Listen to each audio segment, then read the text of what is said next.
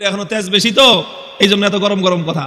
তোমার তেজ একটু কমায় দেই বলে দিছে, জিন্দান খানায় নিয়ে বন্দি করো, খানা দানা বন্ধ, একটা দানা খাইতেও দিবা না আর এক ফোঁটা পানিও পান করতে দিবা না।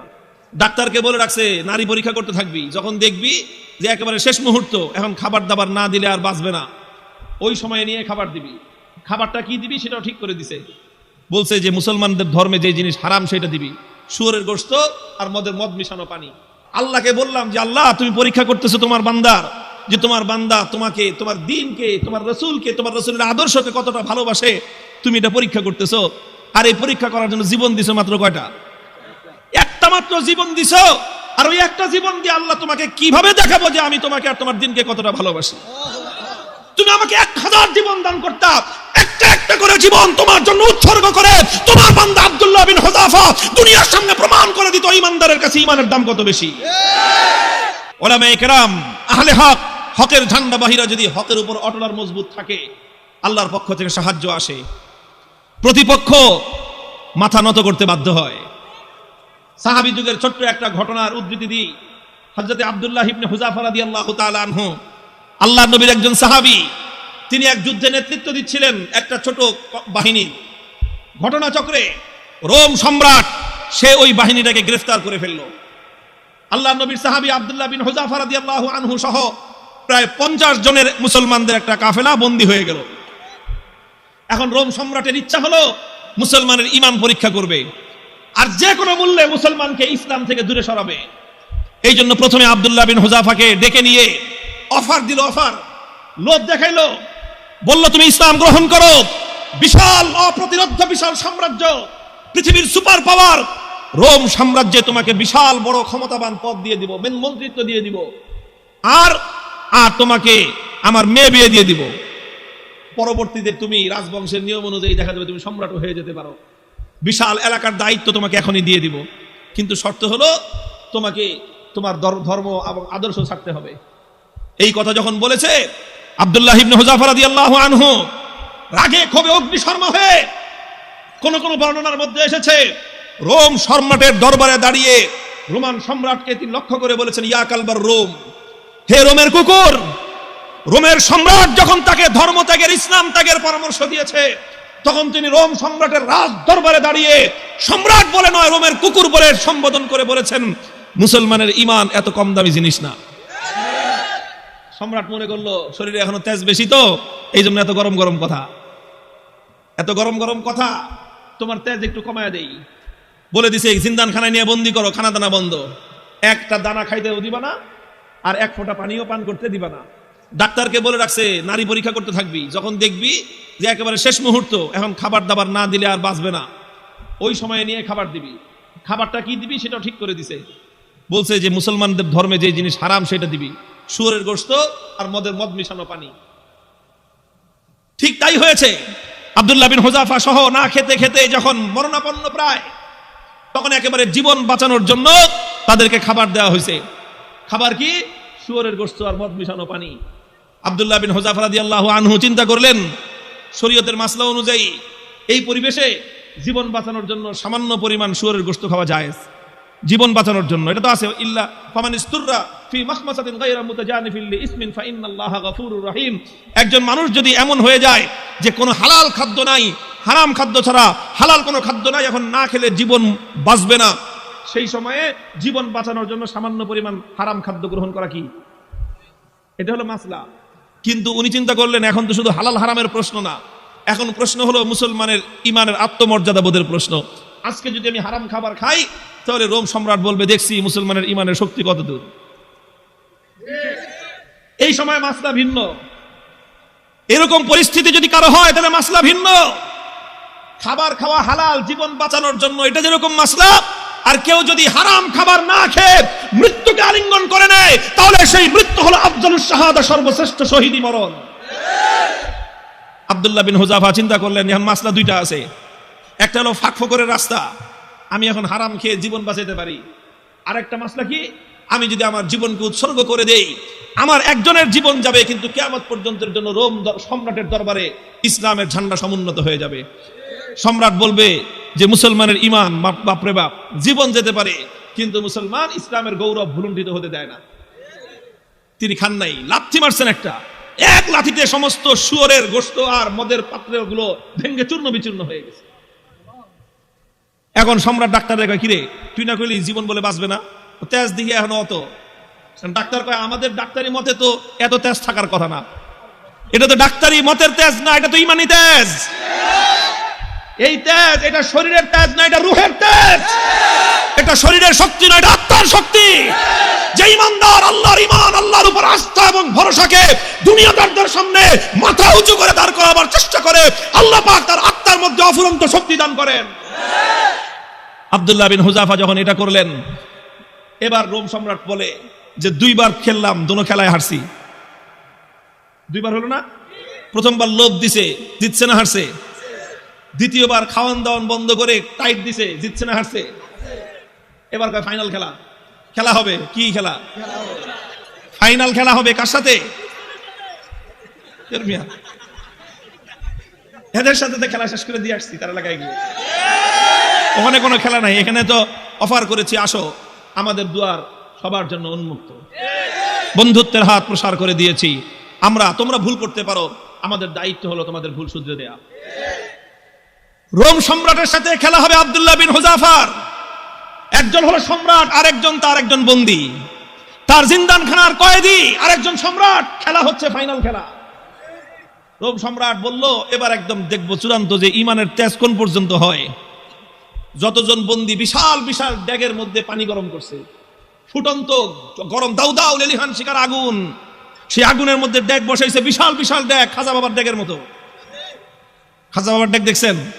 বাংলাদেশে আছে, শাহজালালের মাজারের ড্যাগ একটা আছে, ওটার মধ্যে বালতি নিয়ে নামে একজন সঙ্গ লাগায়া খিচুড়ি উঠাইতে, দেখেন নাই?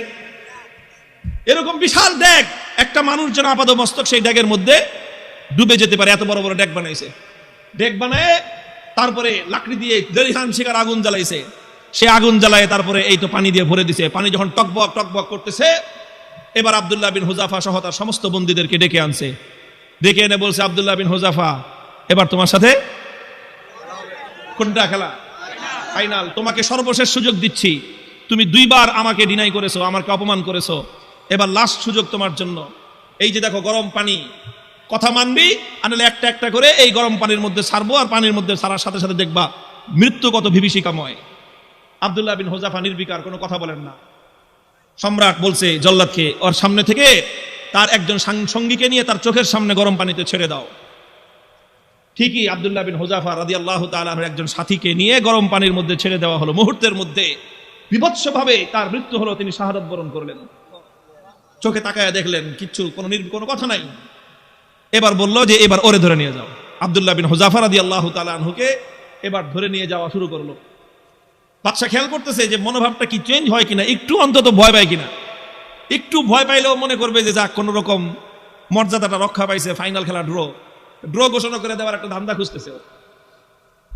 যখন আব্দুল্লাহ বিন হুযাফাকে নিয়ে যাওয়া হচ্ছে, ইতিহাসের কিতাবগুলোর মধ্যে লেখা হয় ওনার চোখ দিয়ে দর দর করে পানি পড়তে আরম্ভ করলো। বাদশা মনে করছে কাম হয়েছে, মনে হয় কাজ হয়েছে, মনে হয় ভয় পাইছে। এবার ডাক দিছে, এই ফিরে আনো, ফিরে আনো। জিজ্ঞেস করতেছে, কি ব্যাপার, ভয় পাইছো? যদি ভয় পেয়ে থাকো সারেন্ডার করো, এখনো তোমার জন্য সে আমার অফার অব্যাহত আছে। তুমি তোমার ধর্ম ছেড়ে আমাদের দলে যোগ দাও, সঙ্গে সঙ্গে আমি তোমাকে রোম সাম্রাজ্যের বিশাল ক্ষমতাবান পদ দিব তোমাকে। আর যদি না মানো তাহলে তোমাকে কিন্তু খালি চোখের পানি দেখে আমি ছাড়বো না, তোমাকে গরম পানির মধ্যে নিক্ষেপ করে নির্মমভাবে তোমাকে হত্যা করব। আব্দুল্লাহ বিন হুযাফা বলেন, কারে তুমি কি মনে করছো? মনে করছো এই মৃত্যু দেখে ভয় পেয়েছি? না না, তোমার এই মৃত্যুর এই বিভীষিকা দেখে আমি ভয় পাই নাই। তাহলে কান্দো কেন?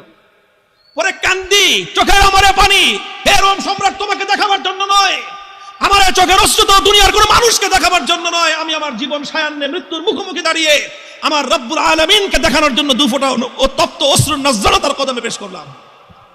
আল্লাহকে বললাম যে আল্লাহ, তুমি পরীক্ষা করতেছো তোমার বান্দার, যে তোমার বান্দা তোমাকে, তোমার দ্বীনকে, তোমার রাসূলকে, তোমার রাসূলের আদর্শকে কতটা ভালোবাসে, তুমি এটা পরীক্ষা করতেছো। আর এই পরীক্ষা করার জন্য জীবন দিছো মাত্র কয়টা? একটা মাত্র জীবন দিছো। আর ওই একটা জীবন দিয়ে আল্লাহ তোমাকে কিভাবে দেখাবো যে আমি তোমাকে আর তোমার দ্বীনকে কতটা ভালোবাসি? তুমি আমাকে 1000 জীবন দান করতা, একটা একটা একটা করে জীবন তোমার জন্য উৎসর্গ করে তোমার বান্দা আব্দুল্লাহ বিন হুযাফা দুনিয়ার সামনে প্রমাণ করে দিত ঈমানদারের কাছে ঈমানের দাম কত বেশি।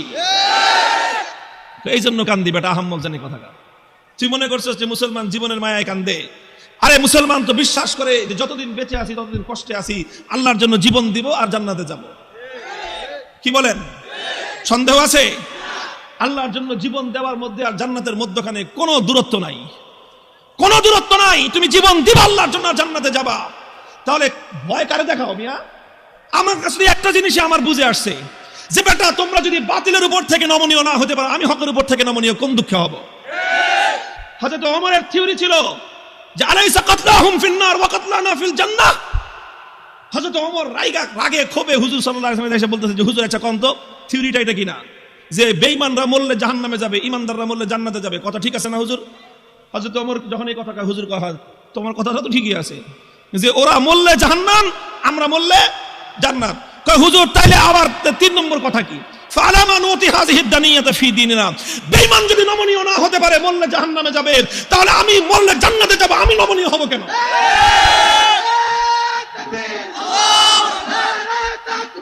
আল্লাহু আকবার। হুশিয়ার সাবধান, ইসলামের শত্রুরা। আরে বেঈমানরা যদি বাতিলের পথ ছাড়তে না পারে, ঈমানদাররা হকের পথ ছাড়বে কেন? কথার মধ্যে কোনো ভেজাল আছে?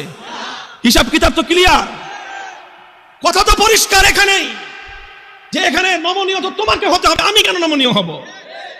যেখানে তুমি বাতিলের উপর আমি হকের উপর, তুমি বদ্দিনের উপর আমি দ্বীনের উপর, তুমি কোরআনের বিপক্ষে আমি যখন কোরআনের পক্ষে, নমনীয় তোমাকেই হতে হবে, আমার নমনীয় হওয়ার কোনো স্কোপ নাই। হযরত আব্দুল্লাহ বিন হুযাফা রাদিয়াল্লাহু তাআলা আনহু যখন এই কথা বললেন, আরে বেটা জীবন তো একটা আছে দেখে একটা দিতেছি, জীবনে 1000টা থাকলে 1000টা দিয়ে প্রমাণ করতাম যে ইসলাম এবং ঈমানের দাম কত। এই কথা যখন বলছে তখন বাদশাহ কয় যে এটা তো মানুষ না, মানুষ কি এরকম হয় নাকি? আরে মৃত্যুর মুখোমুখি দাঁড়িয়ে মৃত্যুকে আলিঙ্গন করার জন্য পাগল। কয় জীবন একটা আছে দেখে একটা দিতেছি, 1000টা থাকলে 1000টা দিতাম।